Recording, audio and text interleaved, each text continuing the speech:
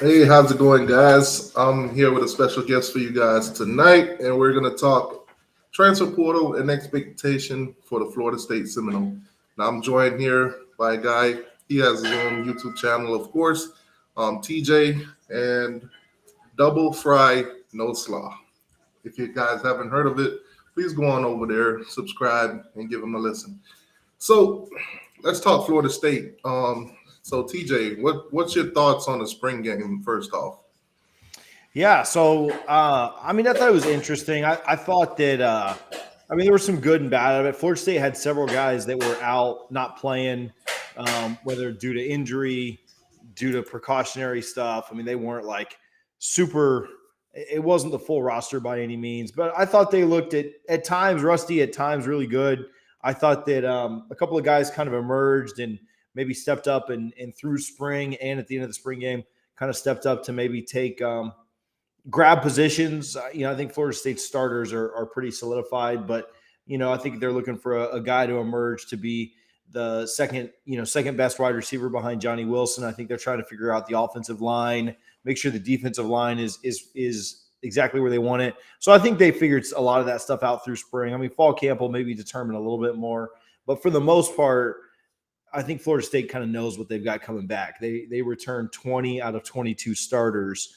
And so I don't think they have to, there weren't like a lot of surprises, maybe is a good way to say it in the spring, because they kind of know who's coming back. A lot of guys returned from this last year. I thought the spring game went, fairly well, got out pretty healthy, which is really what's most important in a practice. now one guy that we're both familiar with, transferred from Miami, Darrell Jackson. Yeah. How's he looking, and where is he at on the depth chart? Yeah, I think he's definitely within the two deep, right? Like, I don't think he's going to start for Florida State this year. I think your starters will be Fabian Lovett, who comes back for his final season. And I've heard really good things about Joshua Farmer, who's really close with Jackson.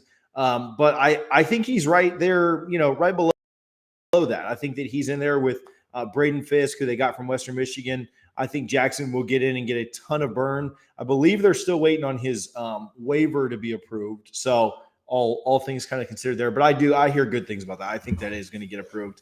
But I think he'll be in there mixing up. I don't think he'll be a starter, but I think he'll be a starter next year, right? Like, I think he'll get a lot of action this year, and he'll be a starter for the Noles next year. If everything kind of works out and progresses. Now you got guys, of course, all across the country right now entering the transfer portal after spring. How many guys for you have entered the transfer portal, and who would you say are a big loss?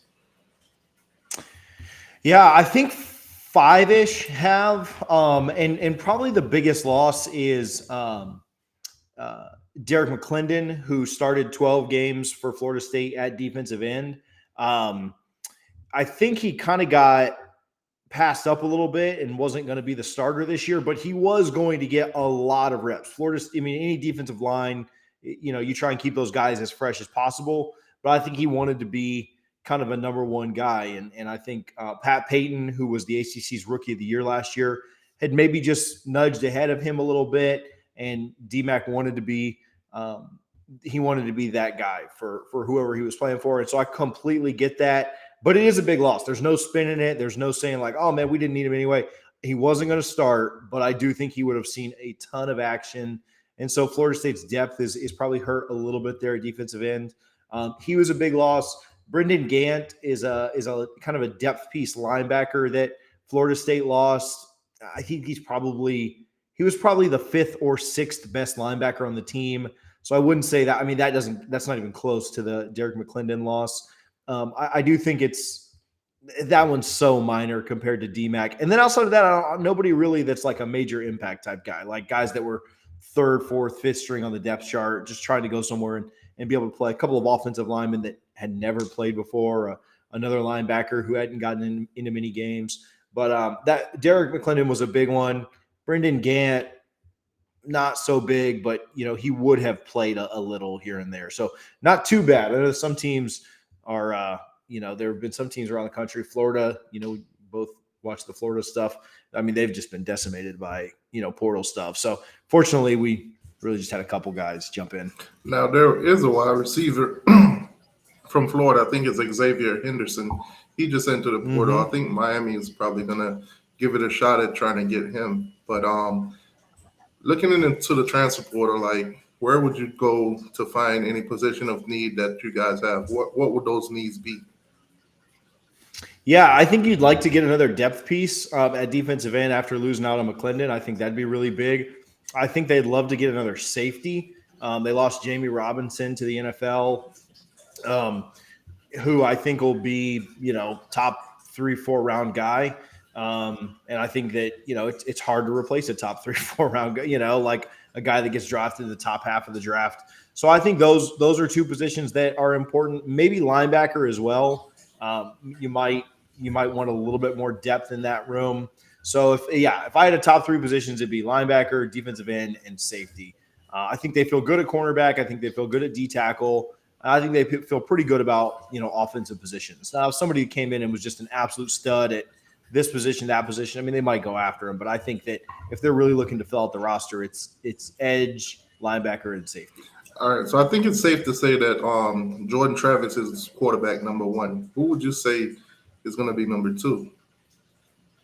Yeah, I think Tay Rodemaker, who stepped in when Florida State played Louisville last year. Florida State was on the road and trailing, and Jordan got hurt, knocked out of the game. I think all Florida State fans kind of at that moment thought, well, they went the season. Like it was cool to beat LSU, but that's the end of that. And Tay stepped in and he didn't just play okay. Like he went out and won it and threw 2 touchdown passes in the second half to get Florida State back and in the game, and ended up throwing the game-winning touchdown pass to Johnny Wilson. And so he didn't make a ton of strides, I'd say, like toward the end of last year. And I think the door was wide open for one of the other guys to kind of come in and take the backup job. But Tate looked really good down the stretch of spring. He looked pretty good in the spring game as well. And so I think he will continue to be QB2. I don't think he's I don't think, he's not dynamic like Jordan Travis. Very few people are dynamic like Jordan Travis, but I do think he's serviceable enough to go out and if you're playing a team that you're better than, he's not going to cost you that game. I don't know if he's good enough to go out and beat LSU or Clemson or some of the tougher teams on your schedule, but if you're supposed to beat Boston College and Jordan Travis was banged up, he can go out and beat Boston College. So I think he's, it's not just a massive drop off. Like, a lot of backups around the country are a pretty drastic drop off. He's a pretty good backup to have. Now, the first 4 games, you have 2 tough ones in there. You got LSU and you have Clemson. What do you think Florida State record will come out of there? Is it 4-0, 3-1, 2-2? What do you think? Yeah, I'd say 3-1 at this point. I mean, I think I think Florida State will be a favorite against LSU, and I think they'll be an underdog against Clemson. But either one of those games could really go either way, And so, could Florida State win both of them? Sure. Could they lose both of them? Absolutely. But if I had to pick it, I'd say they take care of the 2 teams they're supposed to, the kind of off teams that they play in there, and then they probably split. Which I think if you can get out of September at 3-1 and you've got a top 10 win and you've got a top 10 loss, as long as you're not losing that game by 21 or something crazy, I mean, that's not a bad little stretch. There aren't many teams that play 2 top 10 teams in September. That's a crazy tough start. And so if you can get out of it at 3-1, with a 4-team playoff, with how you'll have the rest of the season to kind of battle back, having a loss in September isn't a big deal as long as you beat the other one. You can't go 0-2 in those big games. No, obviously, the last couple of years, Clemson has been that team to get over the hump. Do you think Florida State has what it takes to get over Clemson this year? I think they've got a better chance this year than they've had in a long time, maybe 2016. People forget, Florida State had a lead with like 5-6 minutes to go 2 years ago up there in Death Valley and just couldn't hold on, couldn't find a way to win. They lost last year by 1 touchdown, or it was a 1-score game, I think, in that one there in Doak. And I think that Florida State has a better quarterback for the first time in a while. I think they've got a really good defensive line. We talked about Pat Payton and Daryl Jackson and Fabian. They've also got a potential top 10 pick in Jared Verse. So I think it's closer now than it's ever been. Florida State has a lot of guys that came back this year. We talked about Jordan, but Johnny Wilson, Trey Benson, some really good talent. Florida State's really confident on the offensive line. Clemson starting he will be a redshirt freshman quarterback in Klubnik. So I think if you've got a 6th-year, redshirt super senior, COVID senior Jordan Travis, and they're starting a freshman, and you get them early in the year, you ain't going to get many better chances than this. So I think they do have a good chance to win. It wouldn't shock me at all if they went up there and won that game. It wouldn't shock me if they lost close either. I think Clemson's still really good, but I do think it's going to be a really good game this year. Now, continuing on with Clemson, do you think Florida State has what it takes to beat them twice? Because as you guys know, there's no divisions this year. Yeah. So I think if you can beat them once, you'd almost like to beat them and then hope they lose to somebody else so you don't have to play them again. Because I certainly don't like Clemson coming off a rematch. Rematches haven't been kind to the Noles in the past. Clemson, I do think you getting them early is a really good benefit. And I do think playing them in December would be much tougher. If Florida State, I'd kind of do the same thing, man. I'd say they probably split them. If they lose in Death Valley by 3 or 7 points and they play them again in Charlotte, maybe that home field advantage that Clemson doesn't have in Charlotte puts the Noles over the top. If the Noles beat them in Death Valley, I'd probably say that Clemson's going to be out looking for revenge in death. So I think it'd be tough to get them twice, but I mean, who knows, man? Like, football's crazy. And, if Clemson's going to get better throughout the year and Florida State ends up in the ACC championship, and there's no reason to think that the Noles won't get better throughout the year too, I guess. So it could go either way, but it's tough to predict to beat them once, let alone twice, man. You're making it tough on me. All right. One last one before I let you go. Obviously the conference realignment thing has been up in the air.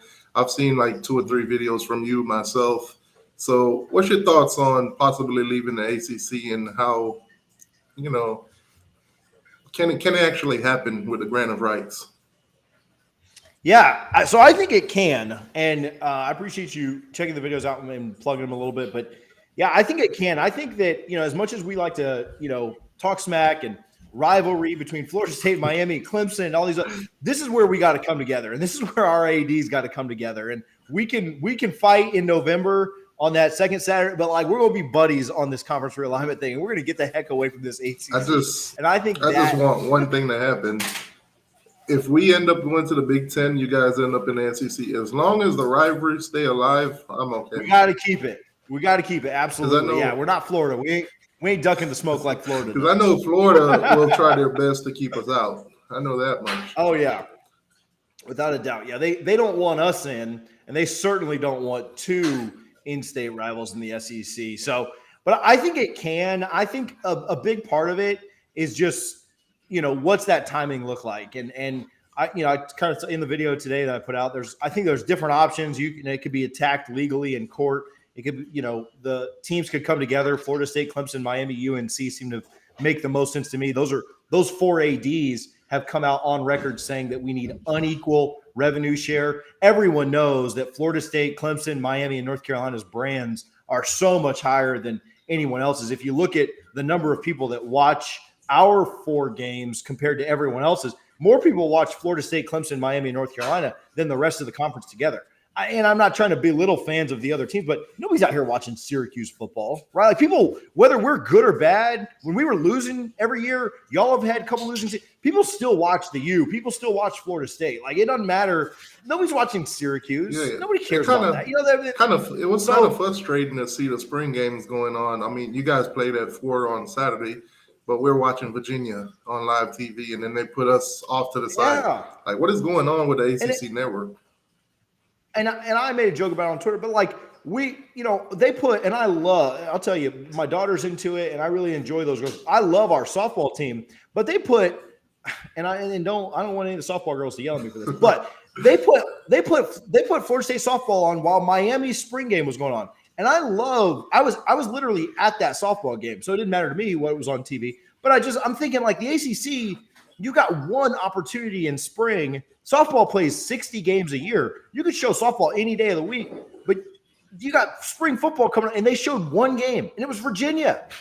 We played at the same time as Virginia. Clemson played that day. And I'm just like, you're not, I mean, okay, you want to put softball on Friday night, that's fine. Why are you not putting Florida State and Clemson on? Why are you putting Virginia over those, over those teams? You know, we got to get Yeah, out you there, would man. think It's they would nuts. prioritize football, especially in the spring. I mean, look at the SEC network. They played all 14 games. Every one And of I'm them. like, Because what are we doing here? And they show love to the other sports too. But softball plays every hour of every day, I feel like. And so they had they had crazy stuff on there too. What else did I see? They had like water polo and everything. They were showing somebody played the morning that we played. So y'all played on Saturday, Friday night. We played on Saturday. The morning that we played, there was a game at 11 a.m. and they were showing like a Coach K special, just like a not even okay. So I kind of understand softball. Like that's at least a live sport. At least you're trying to show some other stuff. A Coach K special. I mean, that man's been retired for over a year. Like, what are we doing here? So yeah, this conference is terrible. Yeah, not one of my best videos, but I did go on a whole rant about it.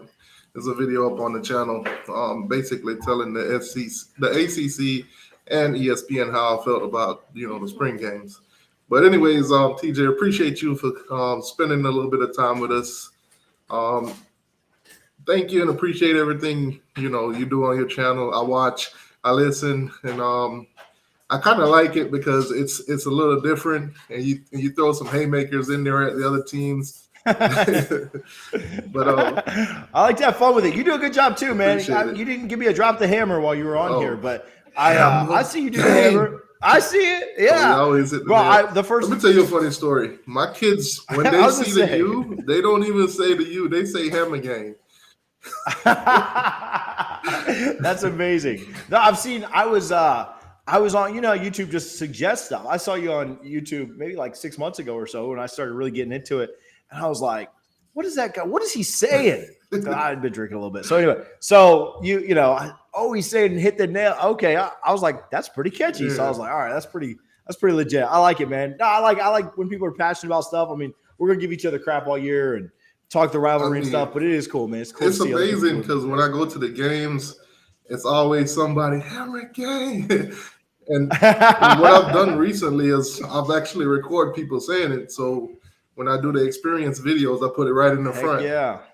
But heck yeah. I like that. But man, I'll catch up with you another time, maybe, somewhere down the line when we get into the season or so, or, some recruiting stuff. But appreciate you coming on. Continue doing what you do on your channel. I'll still watch. And go Canes. I appreciate it, man. Yeah. Thanks for having me. Go Noles. All right. Take care, boss. Thanks, buddy.